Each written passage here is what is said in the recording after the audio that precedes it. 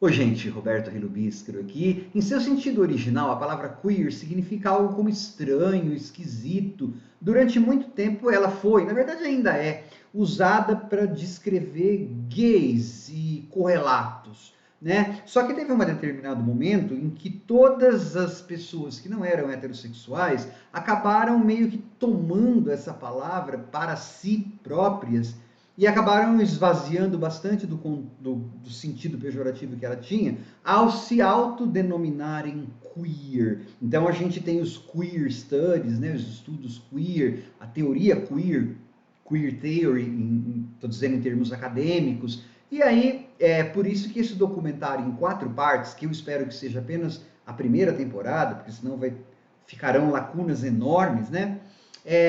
Daí que tem esse nome Queer for Fear, desses 4 episódios que o serviço de streaming especializado em terror e thrillers, suspense lá dos Estados Unidos, o Shudder, elaborou, tá? Antes de continuar, eu gostaria de convidá-los a se inscreverem no canal Robertando, curtir os vídeos, compartilhá-los, eu agradeço bastante.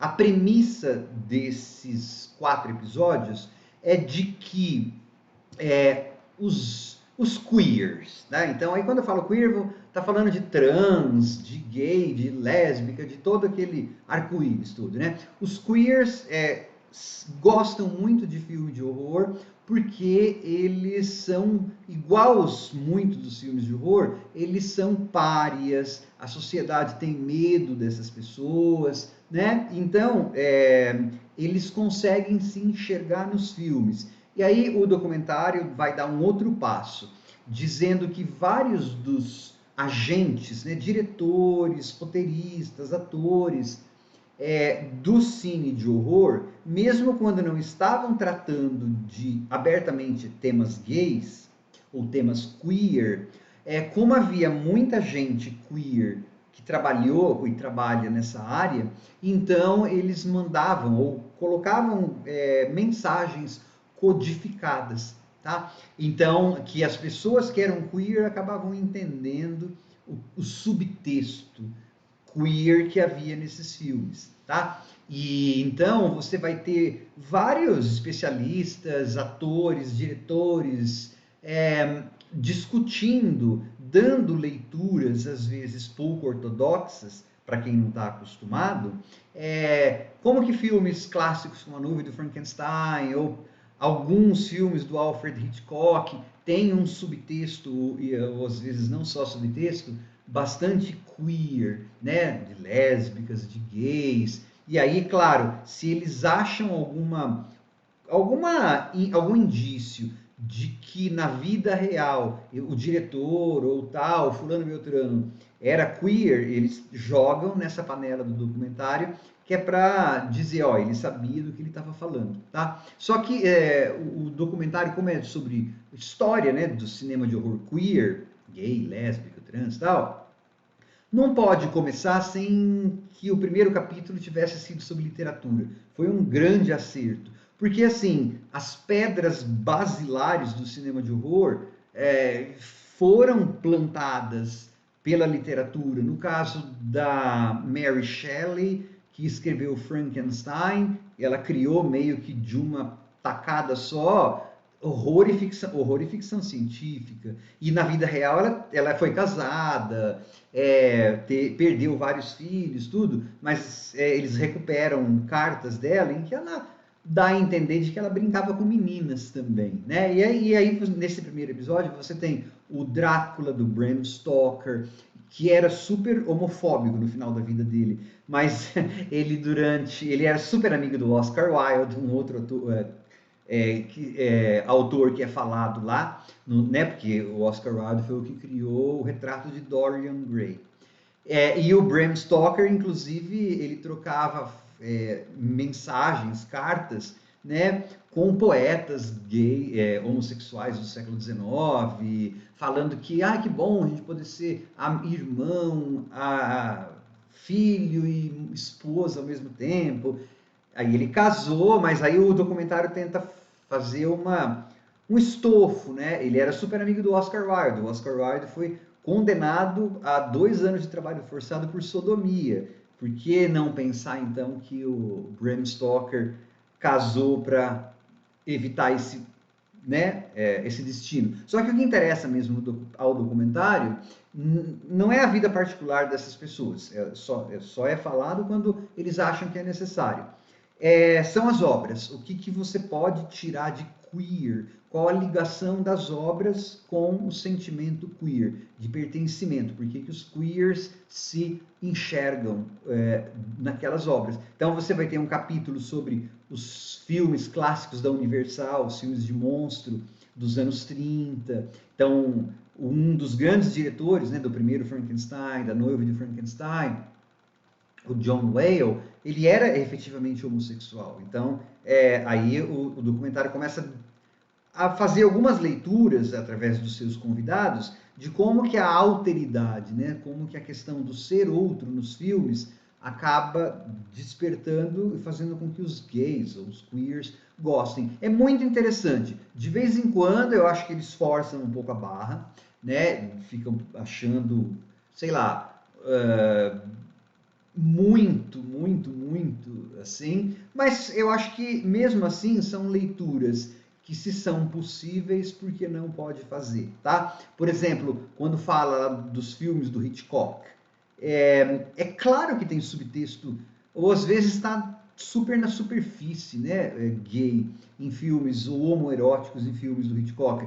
Aquele Rope, né, Festim Diabólico, acho, aquele que os dois caras, que são claramente um casal, eles matam uma pessoa e dão uma festa e o cadáver está numa caixa lá no negócio, e eles servem a comida, ou colocam em cima. Aí eles dão informação, né? O ator, um dos atores, Stuart Granger, era amante do diretor. E aí eles vão falando que o Hitchcock, ele adorava se cercar de atores e roteiristas assumidamente homossexuais ou não, né? Então, a Daphne du Maurier, a Patricia Highsmith, todas essas mulheres eram queer, eram lésbicas e escreveram muitas das obras, ou adaptaram muitas das obras para o cinema, foram filmadas pelo Hitchcock. Claro, eles não podem deixar de falar do Anthony Perkins, que é o Norman Bates, né, que era um homossexual no armário, ele não podia ser diferente, tendo uma carreira nos anos 50, 60, e aí quando ele interpretou o Norman Bates, que é do Psicose, aquilo meio que virou um estigma na carreira dele, né? Então, o documentário vai fazer várias dessas ligações, tá? Vai falar sobre o cinema mudo ainda de terror, tem um episódio que é dedicado à febre dos filmes de vampiros, né? Vampiro é uma coisa bem queer, segundo conto, está lá desde o Drácula. Porque vampiro é meio fluido, né? Vampiro chupa mulher, vampiro chupa homem, né? Chupa o sangue, pessoal.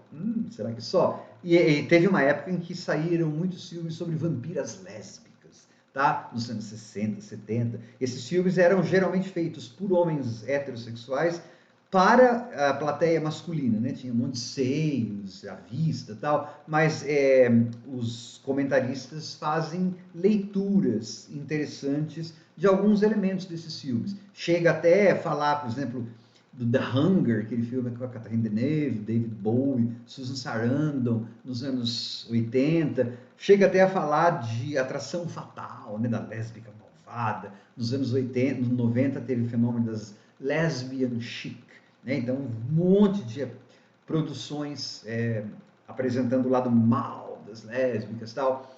E acaba aí. Por isso que eu acho que deve ter mais episódios, deve ter mais temporadas, né? Falta falar dos slashers, falta falar de várias outras coisas. Mas é bastante interessante. Eu só reclamarei dessa docu-série se não houver mais temporadas. Aí vai ficar defeituosa, porque vai ficar faltando muita coisa. Do jeito que está, ela está bastante boa. Uma ou outra, sei lá se excesso, né? Talvez forçação de barra, ou talvez eu não concorde com a leitura, mas eu acho que se a leitura tem a ver, por que não? Né? Eu precisaria, na verdade, assistir aos filmes de novo para ver se o que eles falam realmente faz sentido em todos os momentos do filme, coisa que não farei. Mas deu para eu ter uma boa base, né, dessa história queer do cinema que eles queriam contar. E do que eu me lembro dos filmes, né, eu tenho um bom repertório de terror, muitas das coisas fazem total sentido, né? Muito em termos iconográficos, né? Assim, das representações, dos diálogos, dos olhares, né? A Mrs. Danvers, a senhora Danvers lá, a governanta da Rebecca, mulher inesquecível. Acho que a pessoa tem que ser muito inocente para não sacar, você não precisa nem ser gay, eu levo queer, né? Aquela mulher morria de tesão pela Rebeca, né? Assim, ela guardava as carcinhas, as lingerie da mulher. Falei, nossa. Então, acho que assim, não é forçação de barra a maioria das coisas que eles dizem lá, não. Muito educativo, que vem a segunda temporada. Tchau.